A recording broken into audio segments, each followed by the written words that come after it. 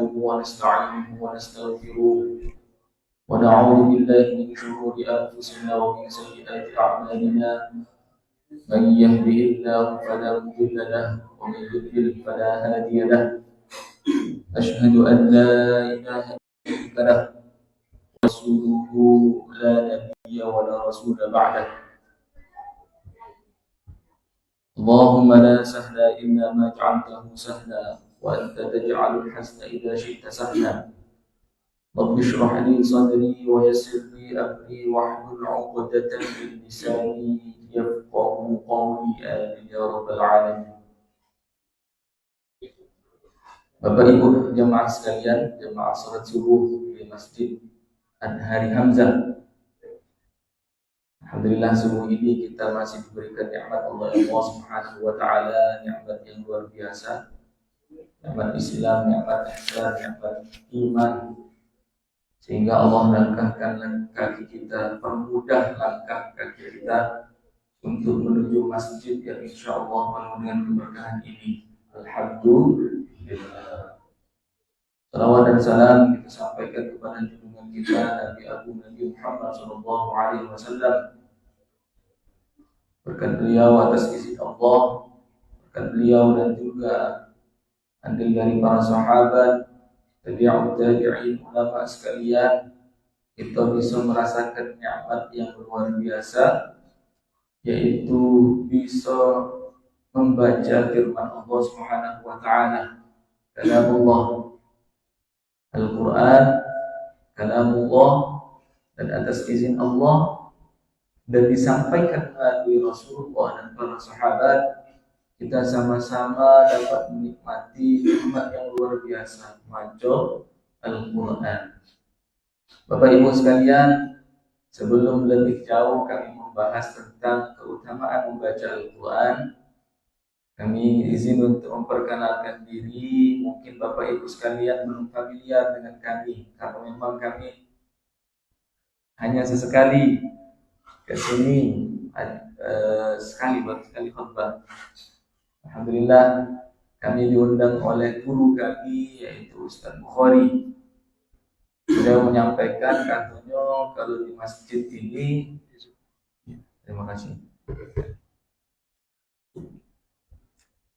Kalau di masjid ini setiap minggu biasanya di hari Minggu akan ada kajian ngaji kita Riyadhus Shalihin, Bapak Ibu sekalian. Nah, berhubung yang biasa misi ini umroh, akhirnya digantikan dengan kami. Kalau minggu kemarin Ustaz Bukhari langsung yang handle. Nah, hari ini kami diminta tolong oleh beliau, dan sebagai bentuk sam'an wa ta'atan kepada beliau, karena beliau guru kami, akhirnya ya bismillah, apabila perintah beliau insyaallah kami dengarkan, kami laksanakan. Dan kami minta mohon maaf kepada Bapak Ibu sekalian kalau memang cara penyampaian kami dan kemudian keilmuan kami tidak seluas guru-guru kami, belum seluas guru-guru kami. Dan kami minta mohon maklum kalau memang apa yang kami sampaikan ini masih kurang berkenan, karena kami masih dalam proses belajar juga, Pak. Masih dalam proses belajar. Dan izinkan kami karena bentuk sam'an wa ta'atan, sami'na wa ata'na kepada guru kami, di sini kami menyampaikan materi. Bukan berarti kami lebih pintar dari Bapak Ibu sekalian, enggak. Tapi ini karena bentuk sam'an wa ta'atan kepada guru kami, izinkan kami Bapak Ibu sekalian untuk belajar, sama-sama belajar menyampaikan ilmu apa-apa yang telah kami dapat, khususnya dari guru kita Ustaz Bukhari. Namun sebelum itu juga kami menyampaikan nama kami adalah Maghfur, dan kami balik di Pondok Pesantren Ahlul Quran. Pondok Pesantren Ahlul Quran itu adalah pondok pesantren yang didirikan oleh guru kita semua, gurunya Ustaz Bukhari juga, yaitu Kiai Gus Haji Ahmad Nawawi Daci. Alhamdulillah kami ini putranya yang ketiga, anak beliau yang ketiga, anak dari Bapak Kiai Gus Haji Ahmad Nawawi Daci bin Kiai Gus Daci. Nah, di sini kami diminta tolong, mau nggak mau akhirnya ya sudah isi saja. Memang dalam bisa dikategorikan seseorang kemudian disebut sebagai ustadz, bisa dikategorikan seseorang disebut sebagai kiai, itu ada 3 penyebabnya Bapak Ibu sekalian. Sebelum kita masuk ke pembahasan tentang keutamaan di dalam membaca Al-Quran. Apa dia 3 itu? Disampaikan oleh Gus Dur Kiai Haji Abdurrahman Wahid. Beliau menyatakan ada 3 yang kemudian menyebabkan seseorang bisa dipanggil kiai, Bapak Ibu sekalian. Yang pertama karena nasab.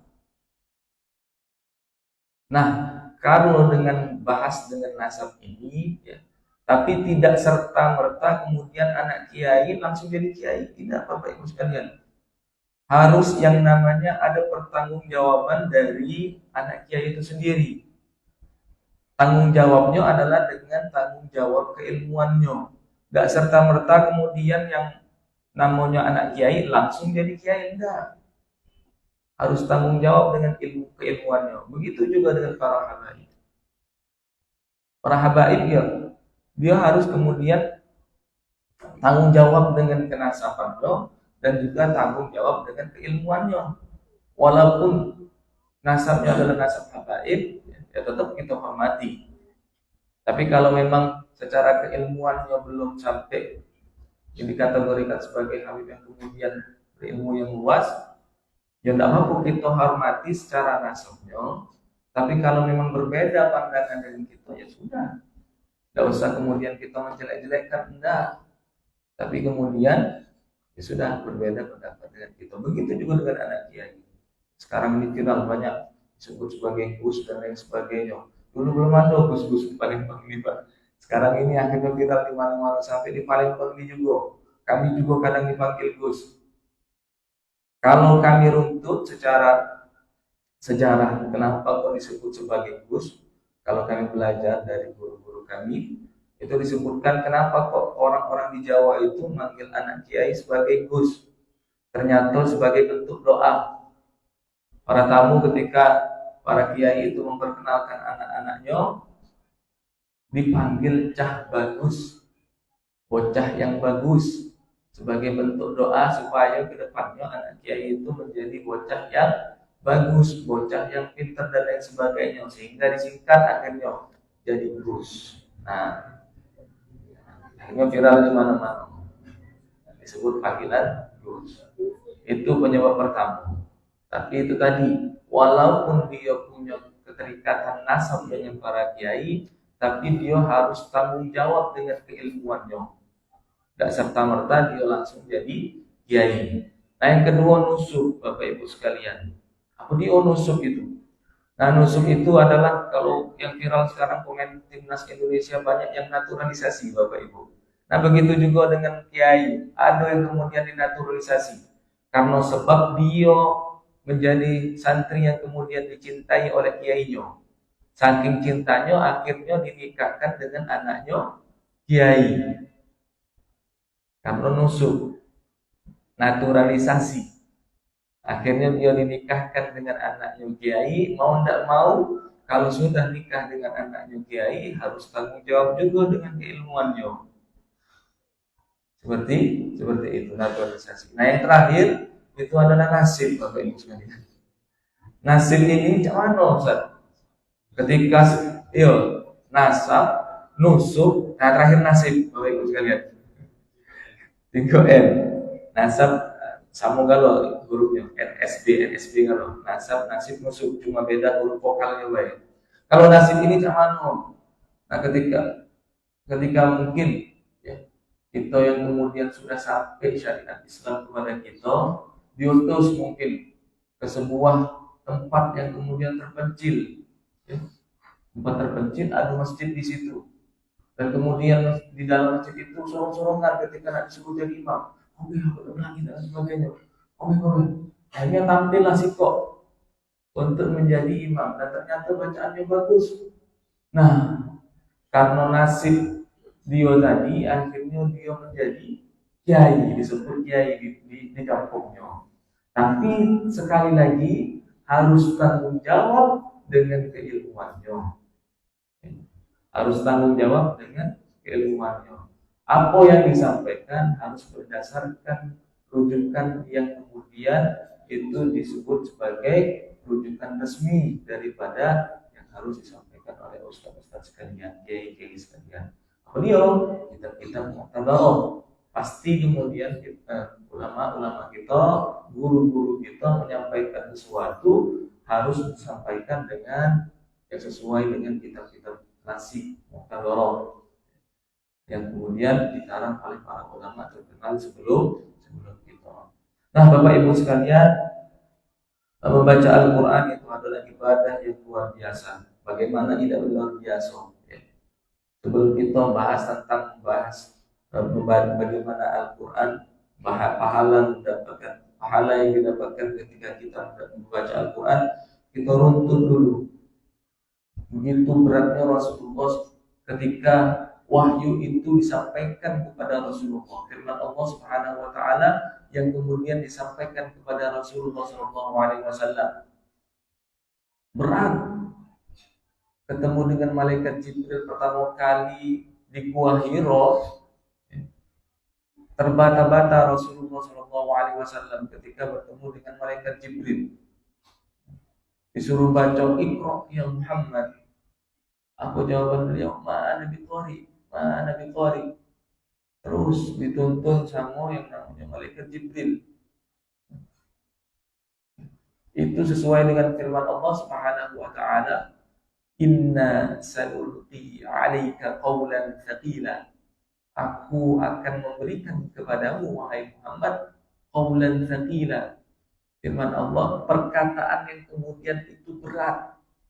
Saking beratnya diperumpamakan di dalam Al-Qur'an, "Lau anzalna hadzal Qur'ana 'ala jabalin la ra'aitahu khashi'an mutasaddi'an min khasyatillah." Seandainya aku turunkan Quran ini ke atas gunung, "Lau anzalna hadzal Qur'ana 'ala jabalin la ra'aitahu khashi'an mutasaddi'an min khasyatillah." Tidak akan kuat gunung itu. Padahal kita tahu gunung itu besar. Dan kemudian begitu besarnya gunung terkadang membatasi yang namanya penglihatan kita.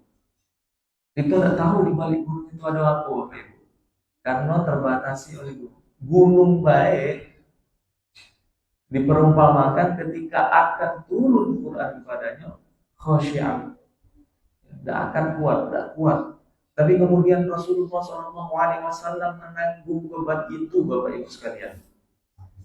Menanggung beban turunnya Al-Quran. Inna sanulqi 'alaika qawlan tsaqila. Bahkan dalam satu riwayat pernah Nabi Muhammad SAW turun Al-Quran ketika beliau lagi naik di atasnya unta. Dan kemudian unta itu terduduk, Bapak Ibu sekalian. Ketika Quran itu turun, saking beratnya apa yang diberikan Allah Subhanahu wa taala. Tapi apa?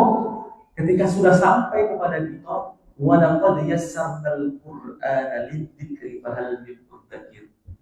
Allah telah memudahkan atas izin dari Allah dan kemudian melalui malaikatnya, malaikat Jibril, sampai juga kepada Rasulullah. Perkataan yang kemudian berat tadi telah dimudahkan Allah Subhanahu wa taala untuk kita baca.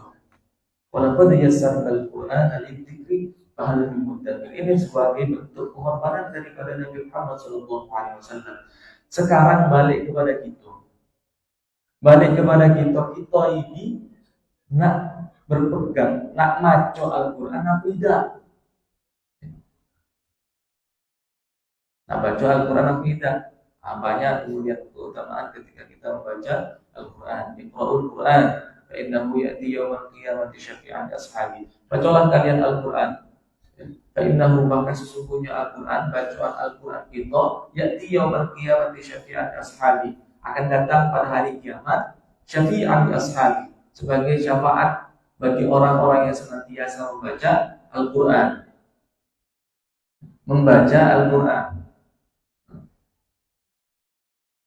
Ada buktinya. Dalam tafsir Jalalain ada seseorang yang kemudian di dalam kesehariannya beliau selalu membaca surah Al-Mulk. Bapak Ibu sekalian, tidak sekurang, cuma baca Quran surah Al-Mulk. Dalam tafsir Jalalain disebutkan Orang tersebut kemudian meninggal. Dan kemudian ketika akan di dalam kehidupan dunianya, dia tidak hanya mengerjakan amal-amal yang baik, tapi ada amal-amal yang buruk yang kemudian juga akan mendapatkan siksa ketika di alam kuburnya. Malaikat datang dan kemudian akan menghukum orang tersebut. Dan kemudian surah Al-Mulk tadi menjelma menjadi makhluk yang kemudian mempertanyakan daripada malaikat yang nak hukumnya tadi. Bagaimana engkau mau menghukum sedangkan di dalam dirinya ada aku? Atau surah Al-Mulk tadi. Nah ini kaget. Kalau di framing kaget. Kata ngomong cerita kurofat dan lain sebagainya. Enggak. Ada termaktub di dalam kitab tafsir Jalalain. Ya, bukan kemudian cerita yang dikarang-karang oleh Adnan Mafur atau cerita kurofat yang lainnya. Ada diceritakan di dalam kitab tafsir Jalalain. Ustaz, itulah kejauhan. Mungkin zaman dulu tafsir Jalalain ditulis ratusan tahun yang lalu. Ada tidak bukti yang kemudian sekarang ini aduh Bapak Ibu sekalian. Ini saya dapatkan cerita dari guru kami dan kemudian saya sampaikan kepada Bapak Ibu sekalian dari syarat bersambung dari guru. Nah, guru kami adalah Ustaz Sulaiman Ibn Nur. Palembang sinilah Pak, tidak jauh-jauh. Ustaz Sulaiman Ibn Nur pernah bercerita dan kemudian kami tangkap ceritanya. Ada seseorang kiai namanya Kiai Abdul Rashid Siddiq, guru daripada Kiai Nawawi Deci. Beliau kemudian mengajarkan Al-Quran dan menghafal Al-Quran, merupakan salah satu imam besar dari Masjid Agung Palembang, Kiai Abdul Rashid Siddiq. Sebelum kemudian beliau meninggal, beliau mengalami yang namanya sakit diabetes, Bapak Ibu sekalian. Sakit diabetes dan kemudian mengharuskan yang ketika medisnya itu mengharuskan orang Kiai Rashid untuk potong salah satu kakinya, mengolah satu kanan atau kiri, memotong salah satu kakinya. Dan kemudian Kiai Rashid ngomong, tolong kalau aku meninggal, kuburkan aku dengan kaki aku yang sudah dikubur duluan. Kaki beliau yang kemudian punya riwayat diabetes tadi setelah diamputasi dikubur di depan rumah.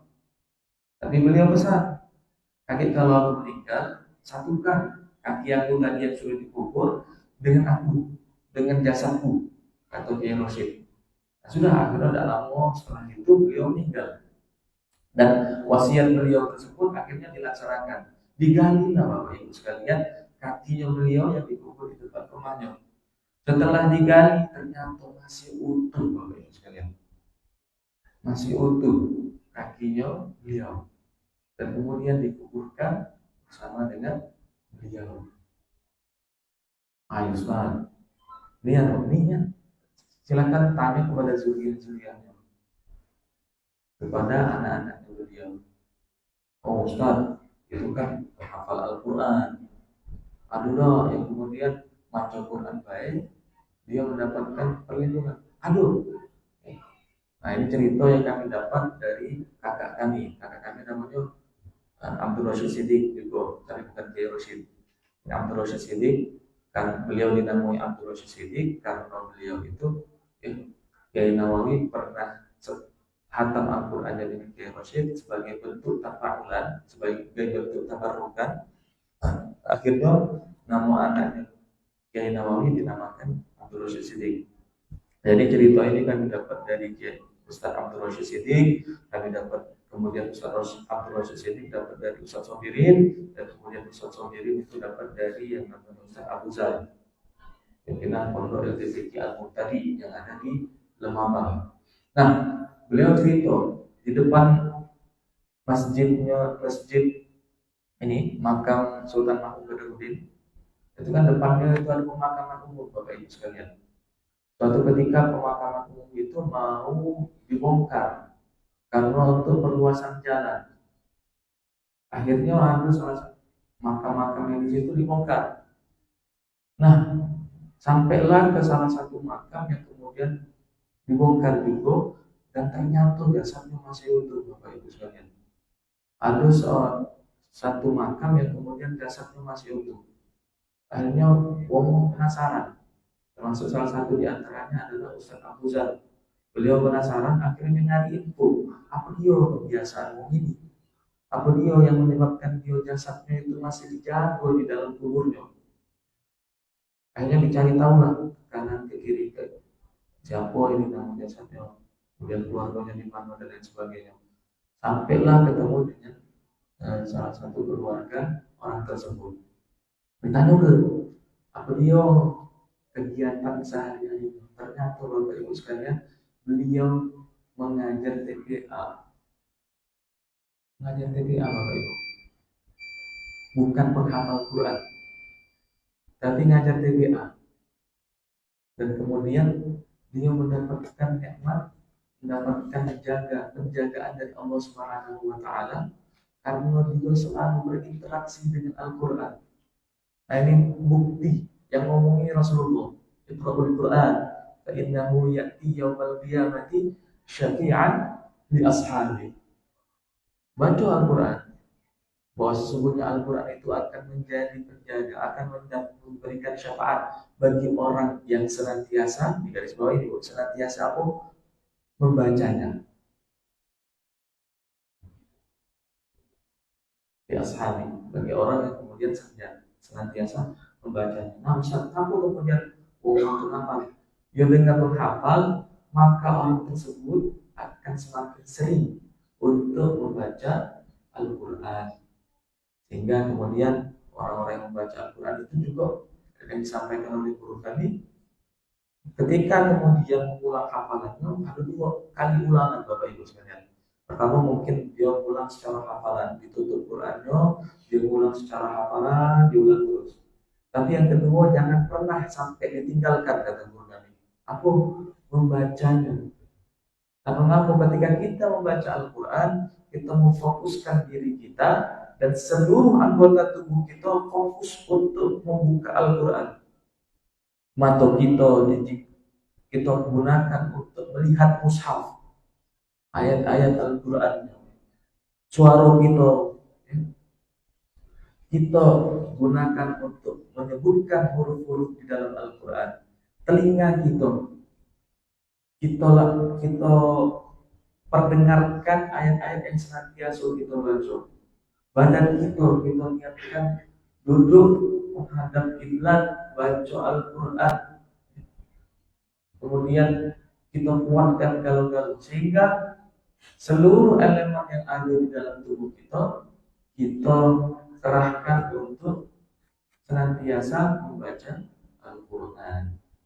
Nah, tugas kita yang pertama adalah membacanya. Masih jauh ini Pak, membaca ini masih tingkatan yang awal. Karena tingkatan selanjutnya adalah mengamalkan isi daripada Al-Quran. Nah, ini masih menjadi PR besar untuk kita semua. Karena kenapa?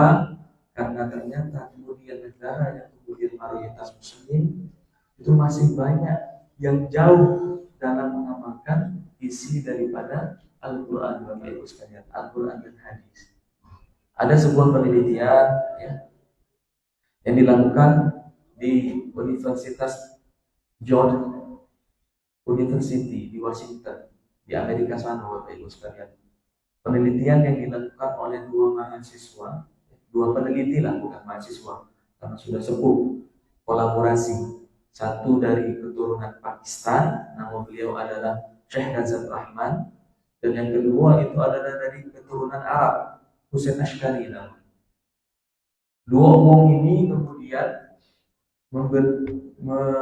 membuat penelitian seberapa besar negara-negara Muslim dan kebanyakan non-Muslim yang kemudian menerapkan isi daripada Al-Quran dan juga hadis.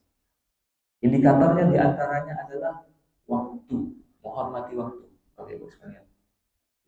Karena di dalam Al-Quran berapa kali Allah Subhanahu wa taala kemudian bersumpah atas nama waktu. Wal 'asr, demi masa. Wal duha, waktu duha. Wal lail, waktu malam. Wal fajr. Karena apa? Karena Allah kemudian memberikan wanti-wanti kepada kita untuk mempergunakan waktu sebaik-baiknya kita, memanage waktu sebaik-baiknya. Nah, dari penelitian ini, indikator yang pertama waktu. Negara mana yang kemudian paling menghargai waktu? Hasilnya adalah negara yang kemudian mayoritasnya bukan beragama Islam, negara Jepang sangat menghormati waktu. Presentasi ada dikumpulkan orang-orang, kemudian ada yang namanya seminar dilakukan jam 8 pagi. Wong Jepang jam 7 sudah datang ke rumah. Wong Jepang jam 7 sudah datang ke rumah. Iya, sudah penuh penelitian, hasil penelitiannya. Sedangkan di negara Konoha acara jam 8 dimulai jam 10 Bapak Ibu sekalian. Iya, jam-jam ngaret-ngaret. Nah, insya Allah di lingkungan masjid daripada Masjid Al-Hasan Hamzah ini, insya Allah menghormati waktu kalau Bapak Ibu sekalian ya.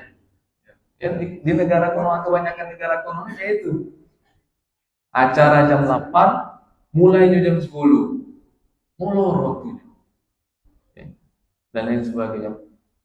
Dengan alasan satu dan lainnya, tapi itu tidak bisa jadi alasan. Karena memanage waktu dengan baik. Kalau kemudian kita tidak bisa memanage waktu dengan baik, ya kita sudah terkalahkan. Saking menghargai waktu, itu tadi jam 8 mulai seminar, jam 7 sudah kumpul kalau Bapak Ibu sekalian. Nah ini budaya ini yang kemudian hilang. Yang harusnya kita yang punya dalil, tapi yang menerapkan wong yang kebanyakan agama Shinto, bukan orang Muslim. Ini indikator yang pertama. Indikator yang kedua, Bapak Ibu sekalian, yang kemudian menjadi fokus penelitian daripada dua peneliti, Syekh Razak Al-Rahman dan juga Husain Ashkari. Apa dia? Ada firman Allah Subhanahu wa taala,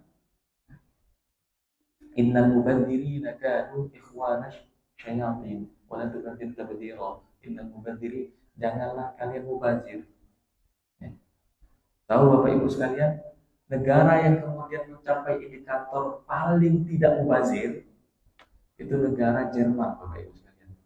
Negara yang notabene bukan mayoritas Muslim. Sedangkan negara Konoha itu nomor 3 terbawah negara paling mubazir. Macam mana? Kondangan, Bapak Ibu sekalian. Tengok prasmanan, daging yang harusnya jatahnya siko, sampai 2 iko, 3 iko, kalau ada nasinya bertumpuknya, sampai akhirnya yang terakhir itu cuma kebagian kuah sop dengan kemplang. Ngembek banyak-banyak tidak dihabiskan.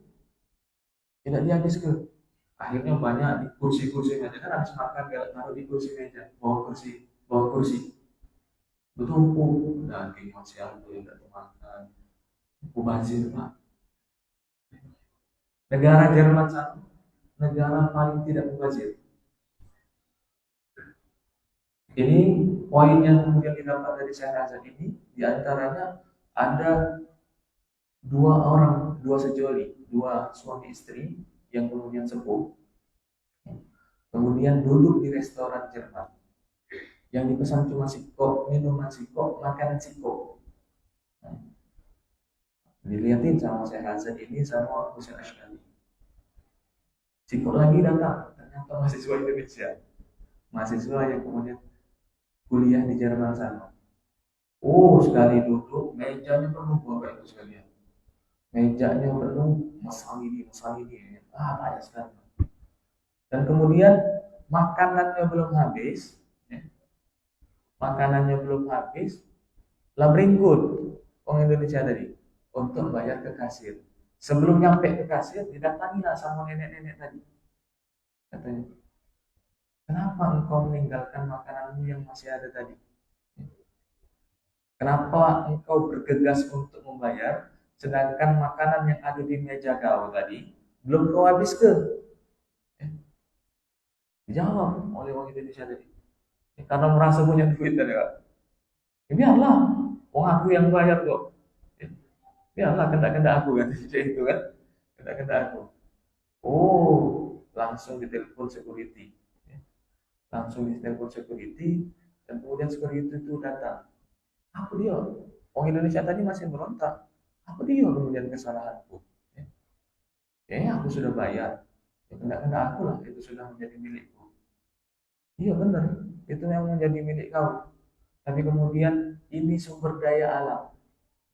Makanan itu sumber daya alam dan harus dikonsumsi sampai habis. Karena ngapa? Dengan begitu kau berarti menghargai orang-orang yang tidak mempunyai sumber daya alam yang lebih. Ya. Berapa banyak orang-orang di luar sana yang kemudian kesusahan untuk mencari makan. Sedangkan kau di sini mubazir. Sedangkan kau di sini tidak menghabiskan makanmu. Oh, gimana tahu mubazir ya, Pak? Atau sebutan mubazir ya. Dia tahunya cuma makanan yang di atas meja yang kau pesan tadi tidak kau habiskan. Ya.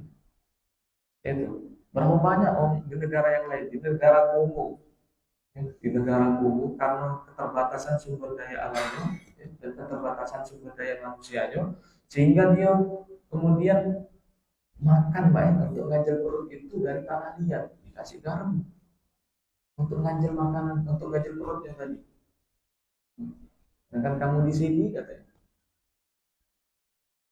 menyia-nyiakan atau mubazir tadi, dan akhirnya orang mahasiswa Indonesia tadi ditendang karena kemudian tidak menghabiskan makanannya di negara Jerman, negara yang kemudian paling tidak mubazir. Sekali lagi kita kalah Bapak Ibu sekalian dalam hal mubazir, dalam hal yang lain kebersihan.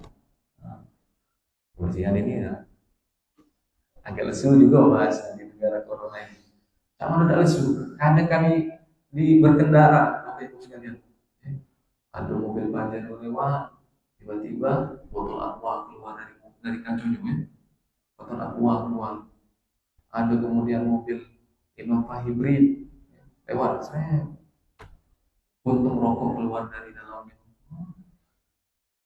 Saking tidak menghargainya dan menghargai kemudian sampah yang harusnya dibuang daripada tempatnya, tidak dibuang tempatnya di jalanan, Pak. Pernah juga di Danau Lebar Daun. Dulu masih zaman-zamannya bis kota. Makan kacang keneknya ditabur, Pak. Sampah kacang itu ditabur, dibuang sepanjang jalan Danau Lebar Daun. Saking tidak menghargai dengan sampah tadi. Tahu Bapak Ibu sekalian, negara yang kemudian paling bersih itu lagi-lagi bukan negara yang mayoritas Muslim. Negara Jepang bersihnya rumah kalau sana. Bahkan kemudian ketika dia berkunjung, dia juga bersih-bersih di tempat yang dikunjunginya, Pak. Nonton Piala Dunia kan ada Bapak sekalian, nonton bola ada hobi ada. Kalau hobi nonton bola, Pak, supporter Jepang itu kalau dia kemudian nonton timnas Jepang, ya, bertandang, ya, main ke Indonesia, segala bentuk sampah yang ada di GBK itu, Pak, dibersihin juga. Loker room pemain tadi dirapikan. Oh, negara kelemahan kan? Main bola, kalau kita sudah main tempat lawan, gitu hancurkan loker roomnya. Kalau kalah bola kan, kalah ngamuk ya, dihancurkan loker roomnya. Nah, lagi-lagi kita kalah dalam hal indikator selanjutnya.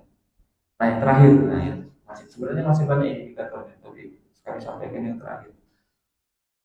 Negara yang kemudian paling jujur sedunia. Nah, ternyata lagi-lagi bukan negara Islam,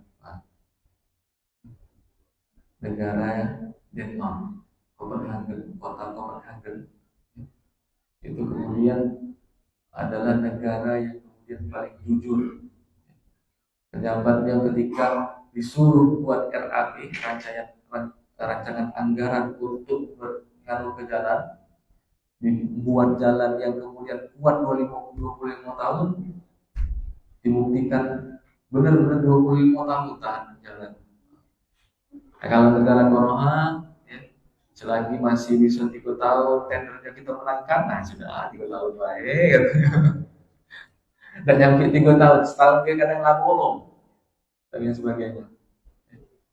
tingkat kejujurannya tinggi gitu karena dan kemudian itu yang menyebabkan indikator juga menjadi negara yang paling bahagia karena uangnya jujur-jujur Pak, uangnya jujur-jujur. Nah kalau bapak sekalian sering nonton berita, ada yang namanya Morgan Victor Axelsen, Victor Axelsen. Ketika dia mendapatkan poin yang kemudian dikatakan dalam kategori itu sebenarnya bukan poin dia, bola yang kemudian yang sebenarnya out, kemudian wasitnya ngomong ke masuk dan poin ke Victor Axelsen. Ya. Poin selanjutnya di dia servis tidak lewat net nyawa karena dia sportif, karena dia jujur, saking jujurnya dia pernah itu masih ingat kami lawannya Chou Tianchen, Wong dari Cina tadi. Jadi Chou Tianchen itu mes masuk, tapi wasit itu ngomong out gitu dan poin itu Axelsen. Axelsen itu langsung lah, yang di situ tidak lewat net dan dapat poin itu Chou Tianchen tadi. Saking jujurnya orang-orang Denmark. Dan inilah menjadi PR kita selanjutnya. Selain daripada kita harus membaca Al-Quran, kita kemudian harus juga mengamalkan dari hal yang terkecil. Bapak Ibu sekalian, mungkin dari hal menghormati waktu, oke, kita harus benar-benar memilih waktu dengan baik. Jam sekian mulai, jam sekian mulai, jam sekian selesai, jam sekian selesai. Mungkin ini saja yang harus saya sampaikan karena sudah jam 6 juga. Kurang dan lebihnya kami mohon maaf. Sebelum kami tutup dengan salam, ya, kalau memang ada yang ingin ditanyakan, silahkan ditanyakan. Kalau memang kami bisa jawab, insya Allah kami jawab, Bapak Ibu sekalian. Kalau memang masih belum bisa kami jawab, kami izin untuk dijadikan sebuah PR, karena kami juga masih dalam proses pembelajaran. Ini saja. Assalamualaikum. Dia terima. Sebelum ada yang ingin bertanya dari atau bapak lain. Pesan.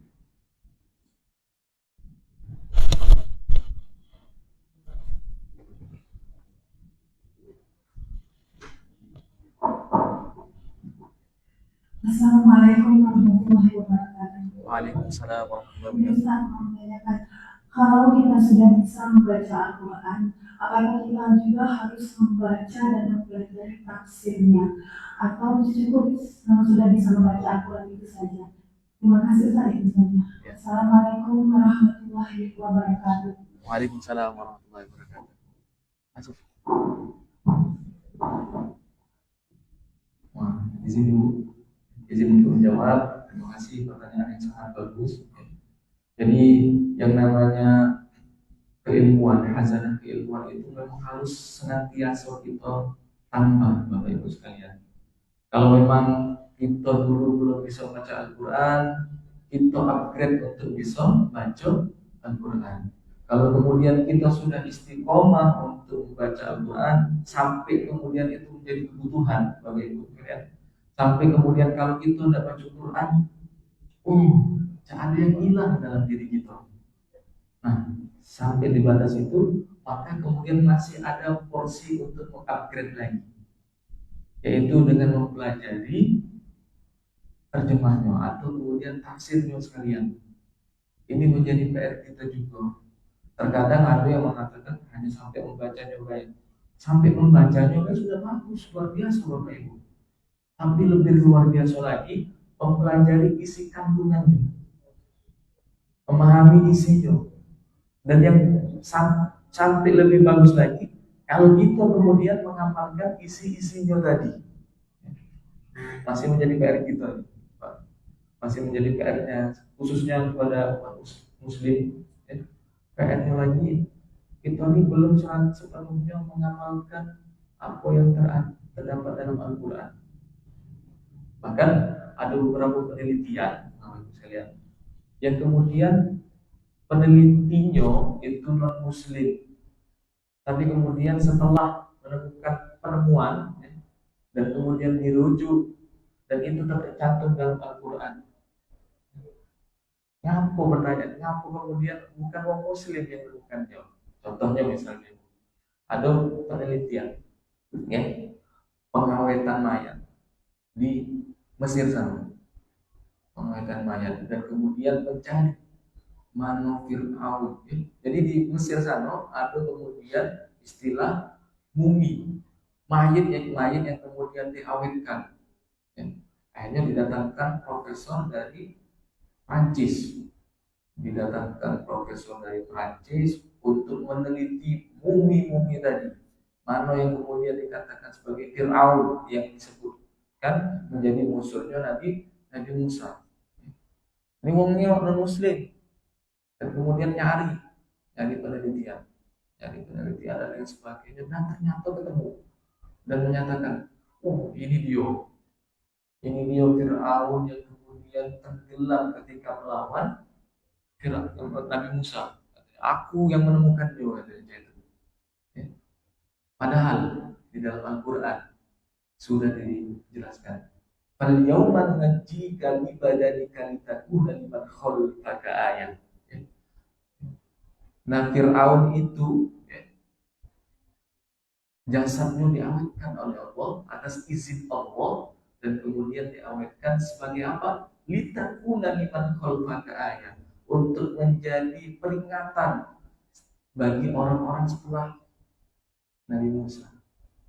Ini ada jasad Fir'aun, itu sudah tercantum dalam Al-Quran. Akhirnya profesor non muslim tadi yang kemudian menemukan itu, ternyata sudah ada di dalam Al-Quran. Dia yang meneliti. Nah, ini menjadi PR sebenarnya menjadi manusia bagi umat muslim. Banyak penelitian-penelitian yang belum selesai. Jadi contoh yang pertama sudah ada di dalam Al-Quran. Contoh yang kedua, marajal bahraini yaltaqiyan bainahuma barzakhun la yabghiyan. Yang buktikannya bukan yang kemudian sepenuhnya muslim. Marajal bahraini yaltaqiyan, ya. Mengalirlah dua laut, bainahuma barzakhun la yabghiyan. Ada pemisah antara laut satu dengan laut yang lain. Dan ini ditemukan oleh peneliti Rusia. Ternyata ada pemisah antara laut samudra dengan laut biasa yang bukan samudra. Ada dinding pembatasnya di Rusia sama. Akhirnya dia menyatakan keislamannya karena disebutkan itu sudah ada orang Al-Quran. Padahal kalau kita nak ngeliti tidak usah jauh-jauh Bapak Ibu, kita nyebrang baik dari Bangka. Itu ada Sungai Musi dengan Laut Bangka. Beda sudah. Tidak bercampur antara sungai yang tawar dengan sungai yang asin. Tidak bercampur, ada pembatasnya.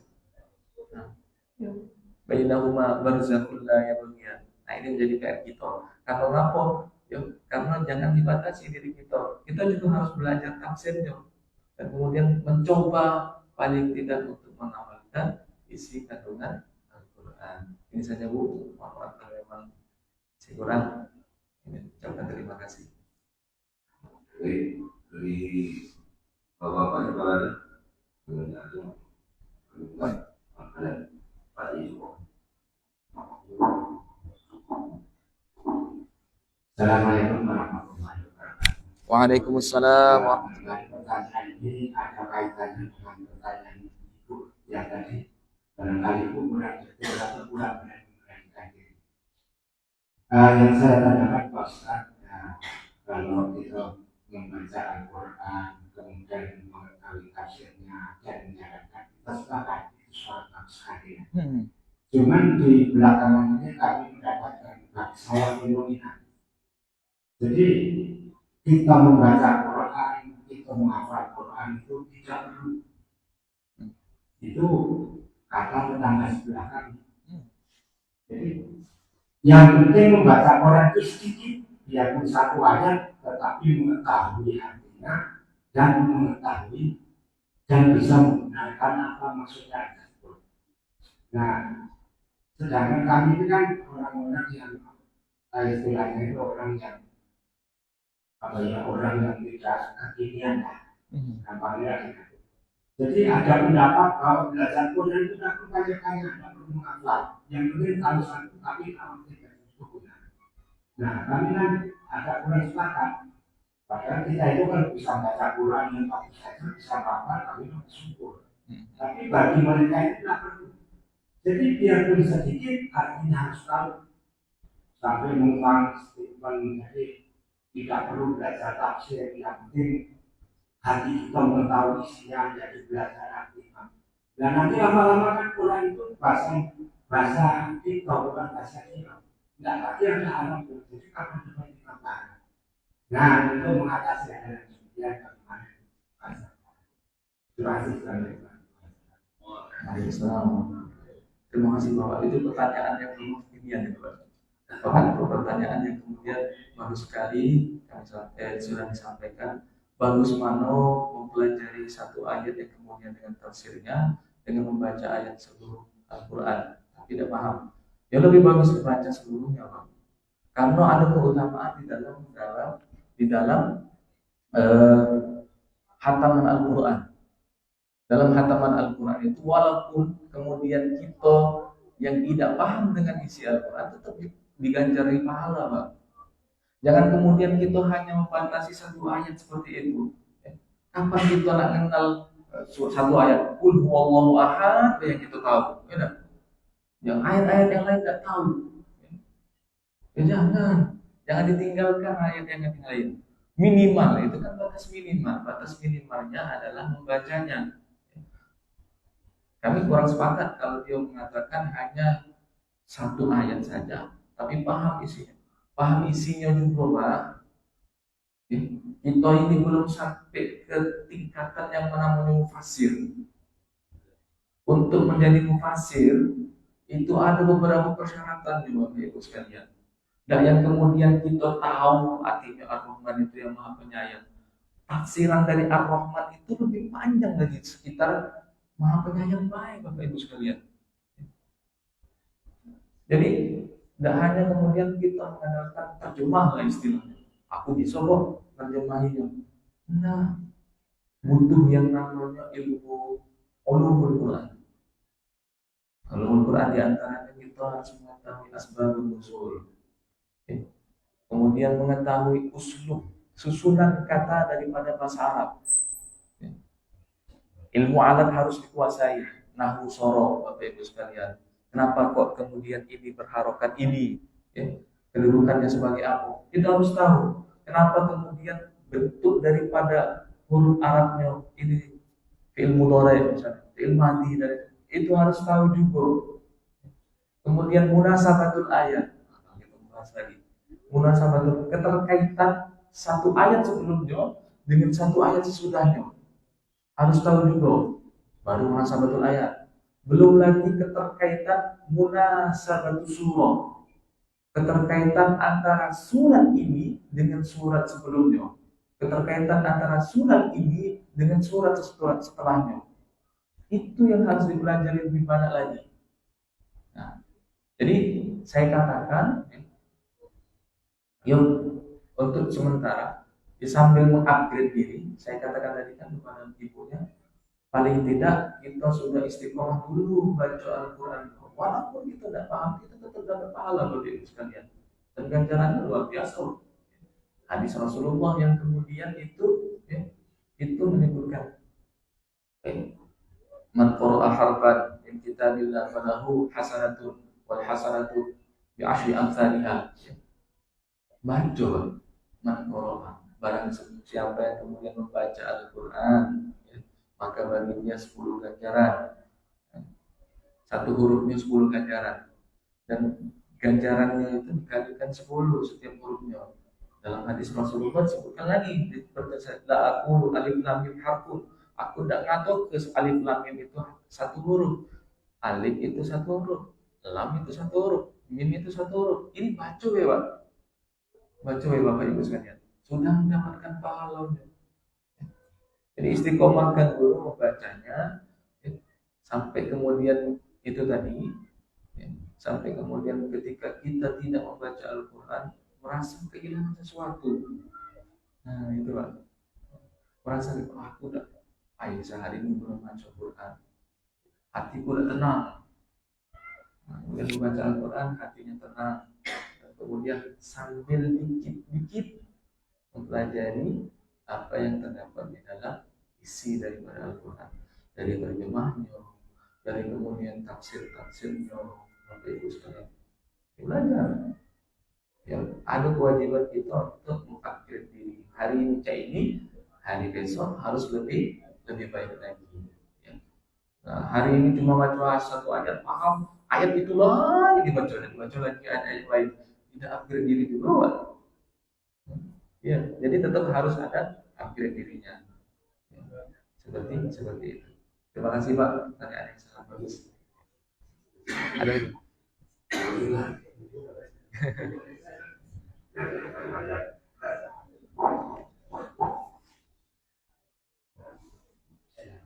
Assalamualaikum warahmatullahi wabarakatuh. Waalaikumsalam warahmatullahi wabarakatuh. Ustaz, Quran itu ada terjemah. Kalau tidak salah, terjemahnya itu adalah para mufasir itu para ahli semua terjemahkan. Ada yang menyampaikan terjemahan Al-Quran itu sementara mereka tidak memahami secara tidak menguasai sorotnya seperti itu. Nah, dia menerima saja yang sudah diterjemahkan oleh para mufasir di dalam Al-Quran. Tetapi setelah disampaikan, contohnya seperti Al-Isra, ini sholat dari dulu istamsi ila wasati dari dulu pada inna Quran al-Qadri ala mas'udah wa minal laili wa tahajjad bihi. Nah itu perintah sholat 5 waktu, kemudian perintah sholat tahajud.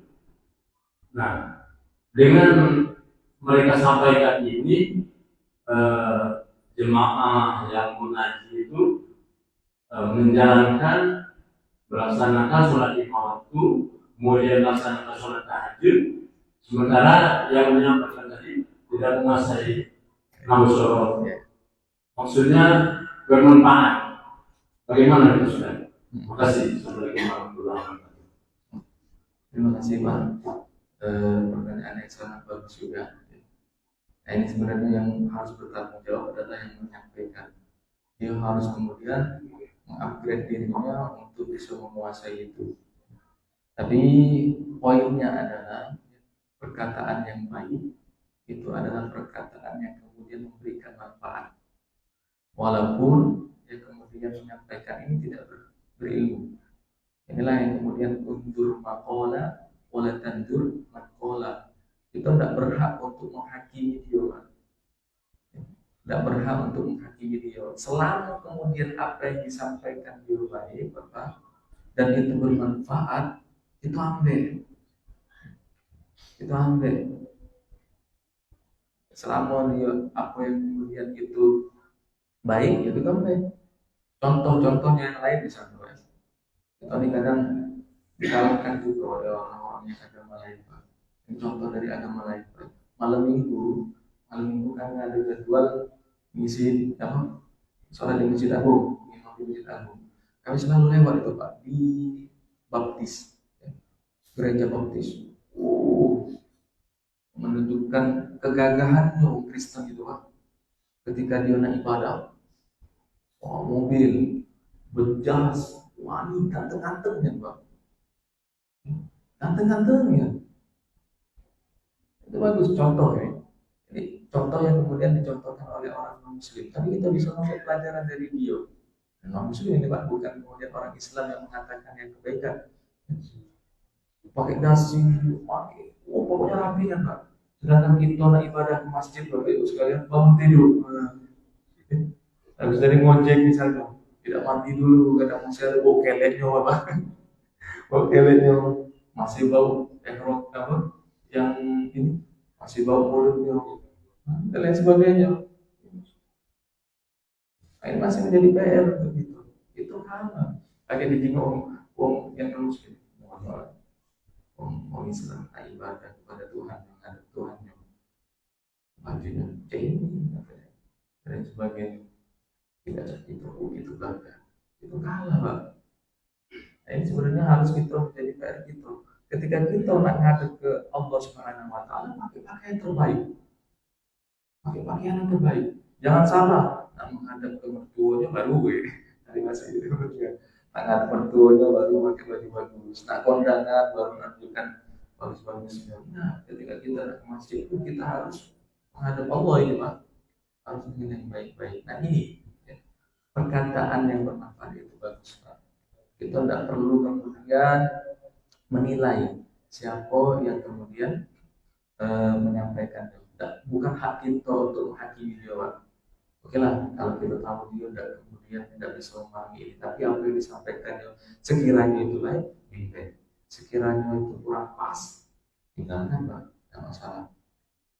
Sekiranya itu baik, tapi tetap kami sampaikan, jangan hanya sampai sudah bagus membaca Al-Quran bagus, membaca terjemahannya yang sudah ditulis oleh Kemenat, itu sudah ada timnya juga Pak, tim untuk menerjemahkan Al-Quran bagus, tapi harus kemudian dipahami juga dengan tafsir-tafsirnya. Selebihnya kalau kita memang masih belum paham musorot dan lain sebagainya, ya sudah, begitu baca baik, baca dulu baik, dan kemudian mungkin bisa mempertanyakan itu kepada ustaz-ustaz yang isi kajian. Mudah-mudahan ustaznya juga memahami ilmu nahu sorot. Seperti itu Pak. Selama perkataannya bagus, diambil. Ya, terima kasih. Sudah izin doa ya Bapak Ibu, jangan sebenarnya masih pengen pandai-pandai karena hari ini luar biasa. Alhamdulillah. A'udzubillahi minasyaitonir rajim. Bismillahirrahmanirrahim. Alhamdulillahirabbil alamin. Hamdan syakirin hamdan na'im. Hamdan yuwafi ni'amahu wa yukafi masidan. Ya Rabbana lakal hamdu wa lakal syukru kama yanbaghi li jalali wajhikal karim wa li 'azimi sultanik.